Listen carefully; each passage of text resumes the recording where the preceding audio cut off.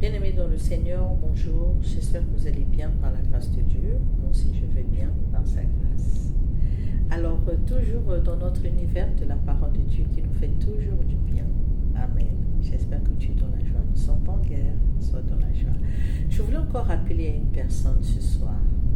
Vous savez, nous avons toujours par l'habitude de dire, Seigneur, tu as dit dans ta parole que ce livre de la loi ne s'éloigne pas de tes yeux, médite-le jour et nuit.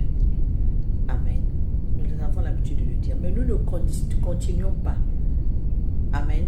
Que dans ce paragraphe-là, il y a une condition qui est posée. C'est une recommandation. Dieu est en train de dire, ne le médite le jour et nuit, afin que tu ne te détournes pas, afin que tu réussisses dans tout ce que tu vas faire dans tes projets.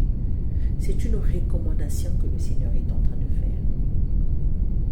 Alors, depuis que tu as commencé avec le Seigneur, ou depuis que tu connais certainement ce passage, quand tu lis cette recommandation, as-tu déjà remarqué la grandeur de Dieu dans cette parole?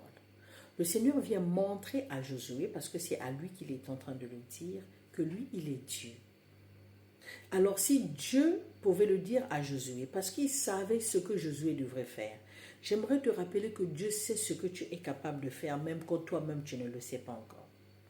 On ne peut pas tromper Dieu, on ne peut pas se détourner de lui. Où irais-je loin de sa face? Même quand je suis dans une fosse, il est là. Quand je suis dans l'obscurité, il me voit. Voilà pourquoi Dieu, connaissant Josué, Dieu connaissant ton cœur et tes reins, il n'y a que lui seul qui est capable de les sonder. Il est capable de te dire de ne pas te détourner de ce livre, que tu puisses repasser ces mots-là dans ton cœur, afin que tu ne les oublies pas, que tu puisses les confesser. Le fait de confesser ces paroles viendra maintenant te mettre dans le bon chemin. C'est un rappel que toi-même que tu te feras chaque fois, lorsque tu vas confesser les paroles de la Bible. Alléluia. Parce que c'est dans ces paroles-là que les choses sont écrites qui vont t'accompagner dans ton pèlerinage sur la terre. Alors ne considère plus ce paragraphe-là, ne considère plus ces paroles-là comme vaines, mais prends ces paroles-là comme une recommandation. Dis Seigneur, si tu me l'as dit, ça veut dire que tu as compris que moi je vais tomber, je vais trébucher. Ça veut dire que Seigneur, je ne vais pas faire ce que toi tu me dis. Voilà pourquoi tu me mets déjà en garde. Puisque tu es déjà averti, tu n'es pas seulement comme Josué. Le temps de Josué est passé, maintenant c'est ton temps, tu es averti.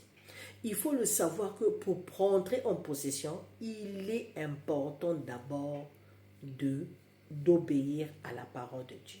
Il n'y a pas de possession sans obéissance. Que Dieu te bénisse, que le Seigneur te fasse du bien. Amen. Bonne soirée.